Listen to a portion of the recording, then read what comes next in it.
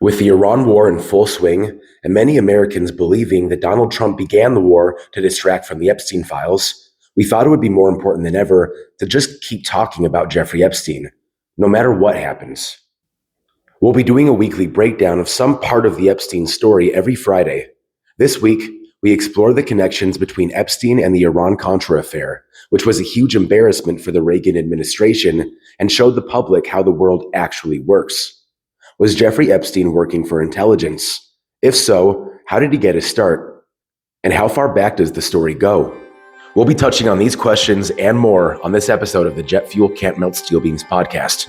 I'm your host, Michael Mooney, and this is episode number 14, The Epstein Files, Iran-Contra Connection.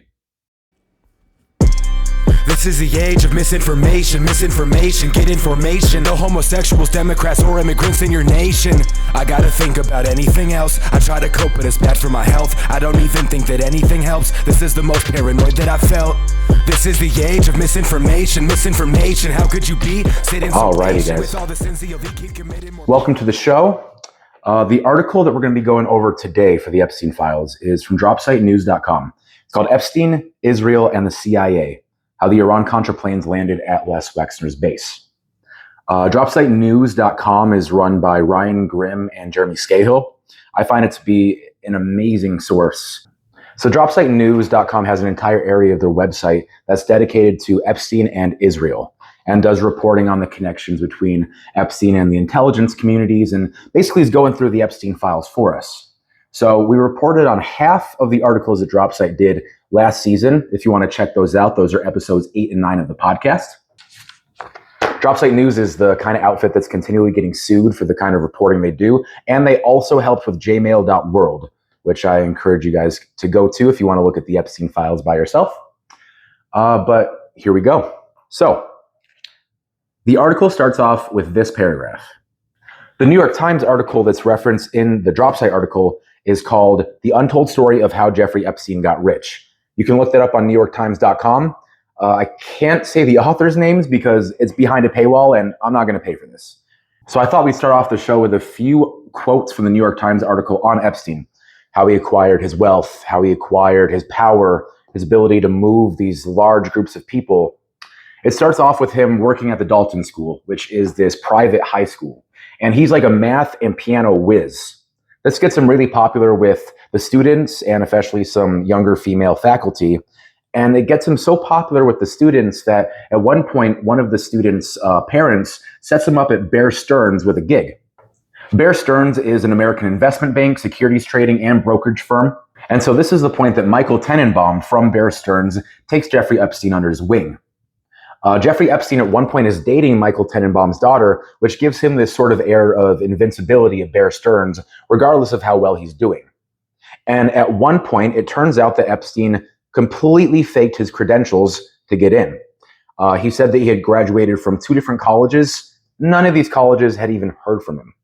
So let's see the first quote from the New York Times article. Tenenbaum was in a delicate spot. He asked Greenberg what to do. The response Tenenbaum told us was that he should treat Epstein as if he were a normal employee, an instruction that made clear that, thanks to his relationships, Epstein was in fact not a normal employee. He summoned Epstein to his office. "You lied about your education," he said. "Yes, I know," Epstein calmly replied. He had never graduated from college. Tenenbaum recalls being disarmed by the admission. Decades later, he would regard it as an example of Epstein's ability to manipulate his marks, in this case, him. "Why did you do it?" Tenenbaum stammered. Without an impressive degree or two, Epstein said, "I knew nobody would give me a chance." This resonated with Tenenbaum. He had benefited from his own share of second chances over the years, and so he agreed to give Epstein one as well. It was perhaps the first example of Epstein getting caught cheating and then avoiding punishment thanks to his uncanny ability to take advantage of those in positions of power. This would become a lifelong pattern, one that largely explains Epstein's remarkable success at amassing wealth and, eventually, orchestrating a vast sex trafficking operation. So here we see Epstein basically getting by on charm and essentially fooling the people that he's working for. Here's a second quote from the article. One secret to Epstein's early success was his close relationship with Jimmy Kane, a senior executive who would one day run Bear Stearns. Rumors, perhaps fueled by envy, began to spread that Epstein was helping Cain, who died in 2021, to pursue women and score drugs, according to several of their colleagues. Cain raved to his colleagues about Epstein and began introducing him to some of his most lucrative clients. So why do I bring up these two quotes? This New York Times article is an excellent example of how the mainstream media is going to treat the Jeffrey Epstein moving forward, or the Jeffrey Epstein story moving forward. Two things that I want you guys to notice is that all of these articles, the New York Times being an example, are trying to cast Jeffrey Epstein as an abuser of the elites so the elites can essentially become victims in the story. So it's not like Epstein is working with the elite. It's more like the elites are victim to Epstein. And as you'll see throughout here, it doesn't really feel like it's the case. The second common thread is that basically we're skipping over all his intelligence ties. The New York Times article basically calls any assumption that Epstein was connected to intelligence as a complete conspiracy theory. And while we are on the Jet Fuel Can't Melt Steel Beams podcast, it is not a conspiracy theory. So they want us to believe that Jeffrey Epstein did what he did by leveraging charm and procuring stuff for elites. So let's start to fill in some of the holes of the story and move on to the main topic of today's episode, which is the Iran Contra Affair. It is kind of funny to start here because essentially what the Epstein files are to Donald Trump is almost exactly what the Iran Contra Affair was to Ronald Reagan. It's this affair that essentially unravels how the government moves throughout the world. So what was Iran Contra? A Southern air transport plane from the USA was shot down in Nicaragua on October 5th, 1986. The only survivor in the crash was Eugene Hassenfuss.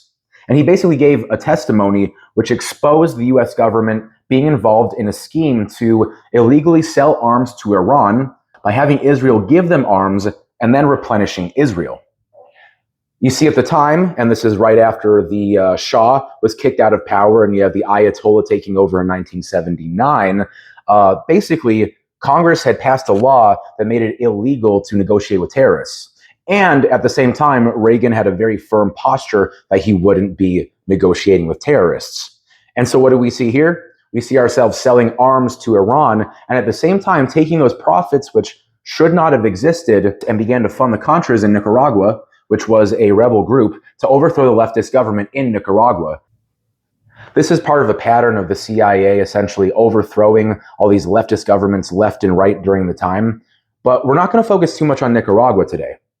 So why were we selling arms to Iran in the first place?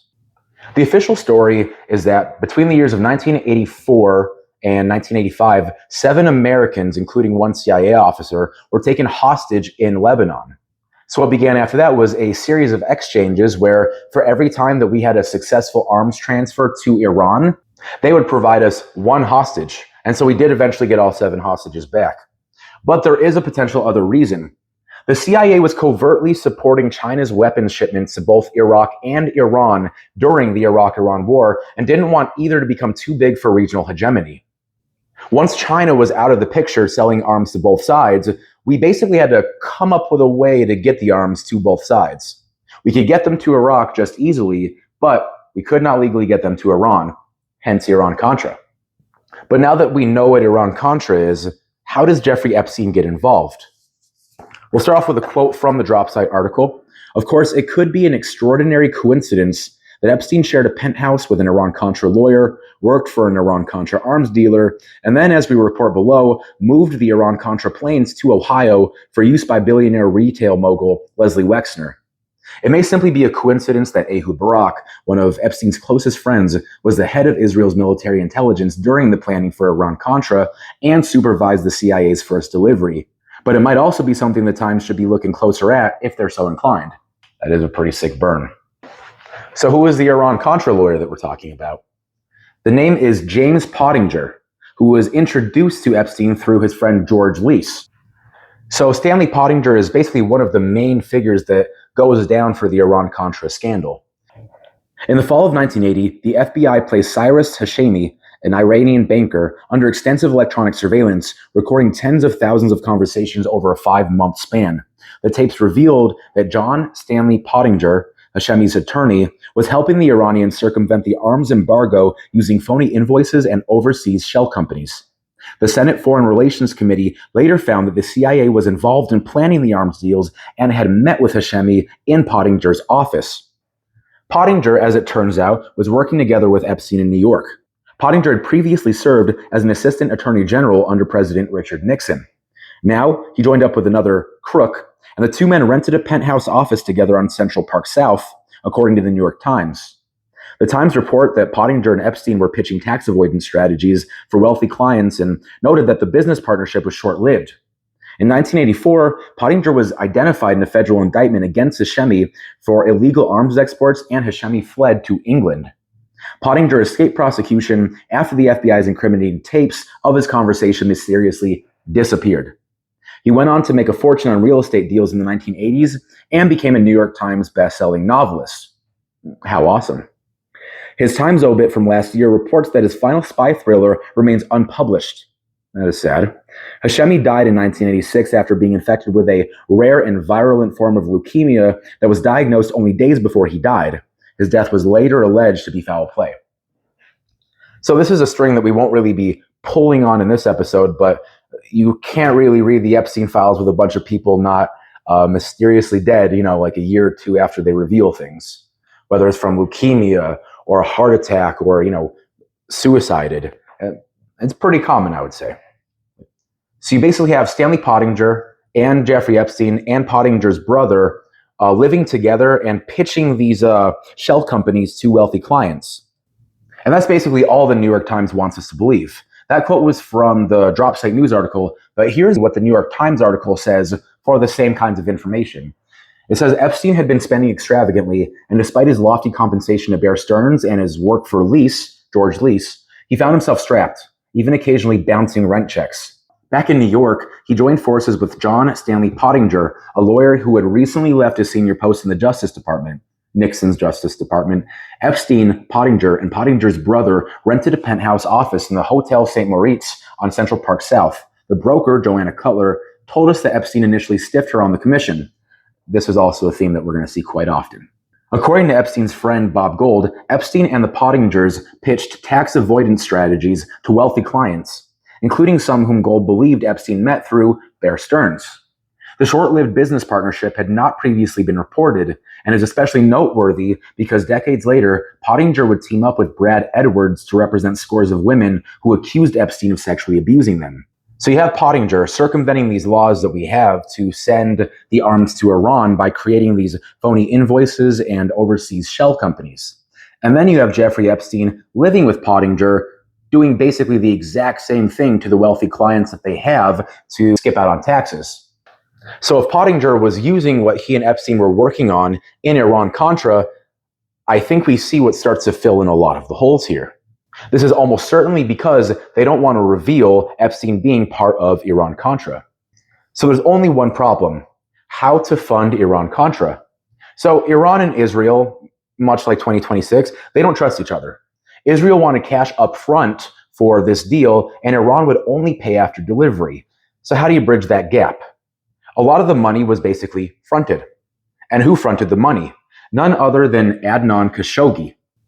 Adnan Khashoggi, using accounts at BCCI, which stands for Bank of Credit and Commerce International, was moving funds around, creating shell companies, having these, murky leadership structures. BCCI was a Cayman Islands entity shielded from investigation by none other than the CIA, and whose purpose was obfuscated by shell companies. And this is why I'm telling you all of this. Jeffrey Epstein was involved in Iran Contra because this was one of his expertises, was setting up legitimate shell companies with owners who couldn't be traced back to the shell companies themselves. This was perfect for the needs of Iran Contra, especially from the United States side. Through Khashoggi's work at BCCI, the money for Iran Contra, the tens of millions they had to put up front to the Israelis, since Israel needed the money up front and Iran would only pay after they got the weapons shipments, a lot of that money was funneled through real estate. Which gives us an interesting side question, which we won't focus too much on this show, but how much real estate is just fucking money laundering? Look, I'll never be able to buy a home, but I guess some company that's trying to hide all their wealth in the Cayman Islands is going to have 10 homes. All right, so we got Epstein creating these shell companies for Iran Contra. We got one more person who's going to enter the picture this episode, and that's Ghislaine Maxwell. So Iran Contra puts Jeffrey Epstein and her father, Robert Maxwell, in the same circles. I'll read briefly again from the Dropsite News article. Decades before Epstein became a household name, former Israeli intelligence officer Ari Ben Menashe wrote in his, sorry if I did not pronounce that correctly, wrote in his 1992 memoir that Barack feared Perez, which was the prime minister at the time, or the Americans would discover the slush fund bank accounts where the arms profits were hidden and take the money for themselves. Ben Menashe claimed that Barack arranged for media mogul Robert Maxwell, Ghislaine Maxwell's father, to launder the Iranian weapons through his company's accounts and hide the money in Soviet banks where they could not be touched by the Americans. In 1991, 4 years after the Iran-Contra scandal, Maxwell disappeared from his 180-foot yacht, Lady Ghislaine, while it cruised off the Canary Islands. Hours later, Spanish authorities recovered his body from the Atlantic. Maxwell's media empire was collapsing under mountains of debt, and he was secretly siphoning hundreds of millions of pounds sterling from his company's pension funds. When investigators began untangling the books after his death, they found nearly £500 million missing, and possibly more. So also enter the picture £500 million worth of money sitting somewhere in some bank account. One of Epstein's qualifications that he would often flaunt around to the other elites was that he was essentially a financial bounty hunter. This meant he tracked down missing funds. If someone was trying to funnel money through some specific bank in the Canary Islands, that was Epstein's job, was to find that money. While it isn't 100% confirmed, and it would probably be the case that intelligence communities like the Mossad and the CIA had some idea of where Robert Maxwell's money was, the £500 million, it is potentially the case that Epstein used the £500 million, found it somewhere in some bank account, and helped bankroll Adnan Khashoggi to be able to give tens of millions of dollars to the Israelis up front. Cat time. So not only was Jeffrey Epstein involved in Iran-Contra through the shell companies that he was helping create, he was also involved because he was a financial bounty hunter, and he potentially used Ghislaine Maxwell's father's funds to help secure the funding for Iran-Contra. But there's actually a third way in which Epstein was involved in Iran-Contra, and it was kind of referenced in that first paragraph I read to you in the Dropsite News article. And it's the reason why this article is titled Epstein, Israel, and the CIA, How the Iran-Contra Planes Landed at Les Wexner's Base. So after the Hassan-Fuss crash, and after a few more incidents, actually, the Southern Air Transport planes were starting to get hot, and they're starting to go under investigation. Southern Air Transport got rid of some of these planes by essentially sending them off to insurance for mercury poisoning. But at least some of the planes had to be relocated and have the heat taken off of them. And this is where Jeffrey Epstein enters the picture a third time. Epstein was actually responsible for relocating the planes to Columbus, Ohio, which is where Leslie Wexner, the CIA of the Limited Company, was located at. The Limited Company is responsible for brands such as Victoria's Secret and Bath & Body Works. And we already know that Leslie Wexner is all over the Epstein files. But what's really interesting is that investigations were actually launched in Ohio post-plane move. They actually proved that Epstein had a huge link in relocating the planes and had a huge link in Iran-Contra, but pressure from the Ohio governor's office ended the investigation before Epstein could be outed. Leslie Wexner would use these planes to essentially get lingerie from China, in a factory in China, to his factory in Columbus, Ohio to sell. After the moving of the planes, Jeffrey Epstein would actually become one of Leslie Wexner's key financial advisors. And if you ever heard of the Ponzi scheme, which was literally the biggest Ponzi scheme at the time, Towers Financial, Epstein and Wexner are actually involved in that as well. So it really is that simple at the end of the day. Investigation by the governor's office of Ohio proved that Epstein was involved in Iran-Contra and was involved in intelligence, and how else could he have gotten the planes over to Columbus, Ohio in the first place? Southern Air Transport was actually created at the time that the Office of Strategic Services, the OSS, turned into the CIA in 1947 as it postured toward the Cold War. And if you've heard the episodes from the last season, you'll know that Epstein and Ehud Barak, which he ends up being the defense minister and the prime minister of Israel, they have a pretty extensive relationship. And this is probably the first time they run into each other's circles. And so in the end, the Iran-Contra scandal that, so shook and rocked Reagan's presidency is actually a huge part of the Jeffrey Epstein origin story. And it's a definitive point where we can say there's almost no way that Jeffrey Epstein wasn't involved in intelligence in some, way, shape, or form. It's also how he gets into contact with Ehud Barak, Ghislaine Maxwell, and a slew of other characters. This is all after he gets fired from Bear Stearns in the 1980s on suspicions of insider trading. Epstein helped bankroll Khashoggi by finding hidden money. He had expertise in shell companies, and then he moved the planes that were involved in Iran Contra to Ohio. So it's not just having giant cojones and this ability to, manipulate the elite that gets Epstein into the places that he goes. It might have helped in his origin story, but at some point intelligence takes over. Here's the last quote that I'll read from that New York Times article. And this kind of explained Wexner's relationship with Epstein moving forward after the affair. Almost immediately, Wexner's colleagues grew alarmed by his embrace of Epstein. I tried to find out how he did get a high school math teacher to a private investment advisor, the vice chairman of the Limited told the New York Times in 2019. There was just nothing there. A Limited board member eventually became so troubled by Epstein that he hired Kroll, the private investigations firm, to see what could be unearthed about his past, according to Ed Epstein. Even Meister realized he'd misjudged Epstein and urged Wexner to cut ties. Once again, Wexner didn't listen and thus became the most important contributor to the staggering growth in Epstein's fortune. One unsolved mystery of the Epstein era is what exactly Wexner got out of the relationship. He has repeatedly refused to answer questions, including ours.